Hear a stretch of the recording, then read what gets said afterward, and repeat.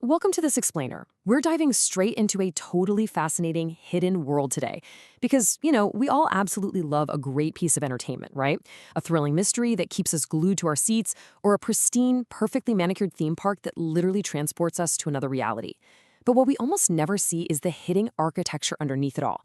So today we're going to explore how audiences and even powerful stakeholders are masterfully guided and honestly, sometimes manipulated to create the polished entertainment we all know and love. Now, you might be wondering, what on earth does a demonic 17th century ghost hound have in common with the Walt Disney Company?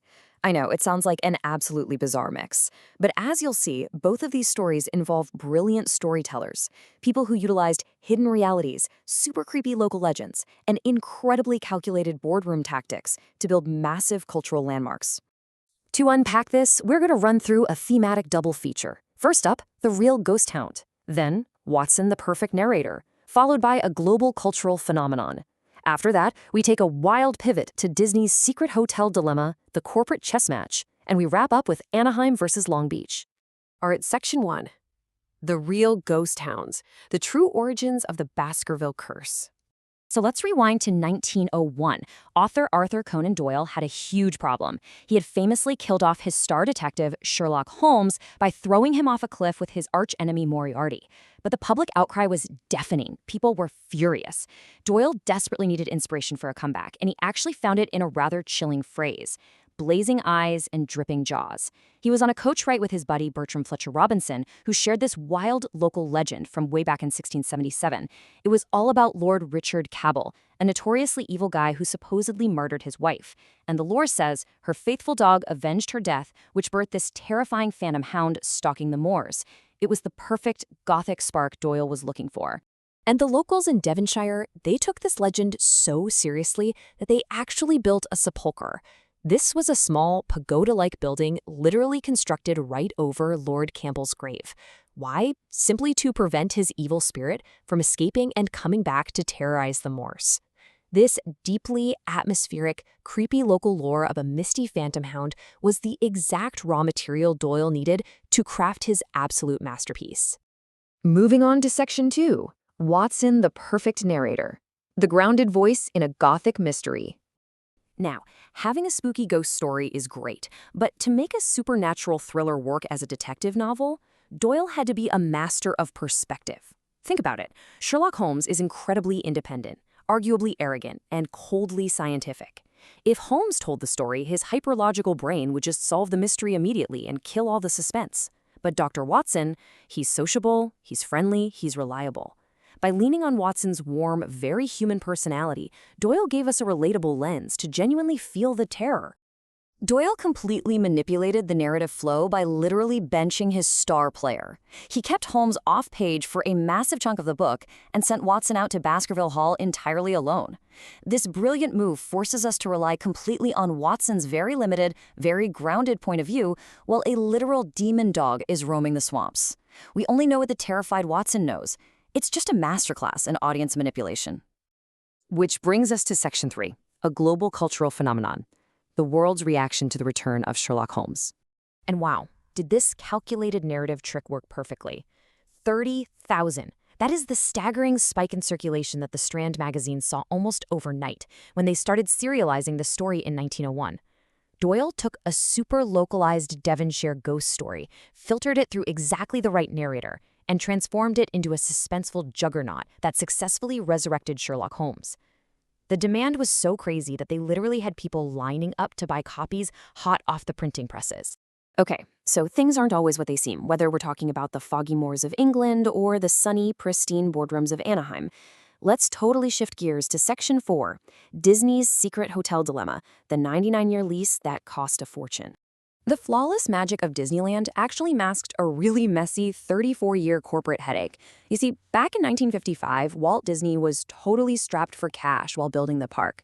He desperately needed a hotel for his guests, so he essentially begged his friend, TV producer Jack Rother, to build one for him.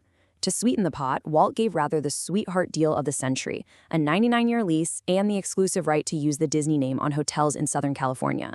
Walt even linked his shiny new monorail directly to Rother's hotel in 1961 just to help him out. But skip ahead to 1984. Rather passes away, and the Walt Disney Company wakes up to the fact that they are completely locked out of their own hotel revenues. $161 million.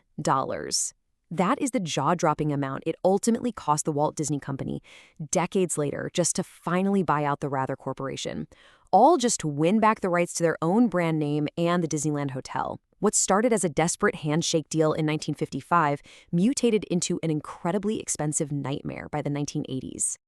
And that leads us to Section 5, the corporate chess match, Michael Eisner's ruthless strategy.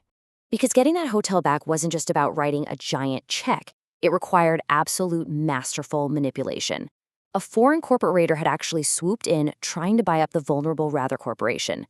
To fend them off, Disney CEO Michael Eisner and Chief Financial Officer Gary Wilson deployed a massive threat. They went to these foreign buyers and basically said, look, you can buy the hotel, but that monorail contract from 1961, it's up for renegotiation, and we're thinking about hiking the maintenance fee to $10,000 a day. It was completely ruthless. By threatening to make the hotel financially toxic to operate for literally anyone but the mouse, Disney effectively forced the raiders to sell the property back to them. But having finally secured their footprint in Anaheim, Disney executives were just getting started. They wanted to build a second massive theme park, and they used a brilliant bare-knuckle three-step playbook to maneuver neighboring cities. Step 1, leak rumors of a huge new project. Step 2, demand immense public funding for infrastructure. And Step 3, threaten to completely cancel the project if the cities didn't meet their demands. Let's look at how that played out in Section 6. Anaheim versus Long Beach, the battle for the $3 billion theme park. So in 1990, Disney deliberately set up a showdown to see who would cough up the most public money. They publicly dangled two competing multi-billion-dollar projects at the exact same time. In one corner, you had Port Disney in Long Beach, a $3 billion ocean-themed park. In the other corner, Westcott in Anaheim, an Epcot-style park. Disney was completely upfront about it. They explicitly stated they were only going to build in the city that gave them the absolute best financial support package. They had these two desperate cities practically tripping over each other to hand over public funds. But in the end, real-world regulations tipped the scales. Environmentalists heavily pushed back against Long Beach's plans to fill in parts of the bay, which basically sank the Port Disney project. That left Anaheim absolutely terrified that they were going to lose Disney forever. So what did they do?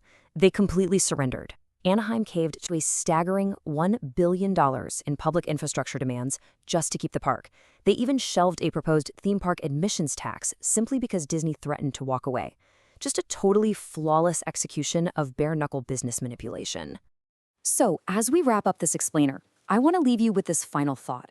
The next time you find yourself utterly lost in a legendary atmospheric mystery, or you're wandering through the perfectly manicured magic of the happiest place on earth, take a second and ask yourself, what real-life ghosts, hidden local legends, and cutthroat boardroom battles had to happen behind the scenes to bring this pristine magic to life? Because at the end of the day, we are always experiencing the final, polished product of brilliant inspirations, heavy compromises, and absolute masterful manipulation. Thanks so much for joining me today, and keep questioning the story behind the story.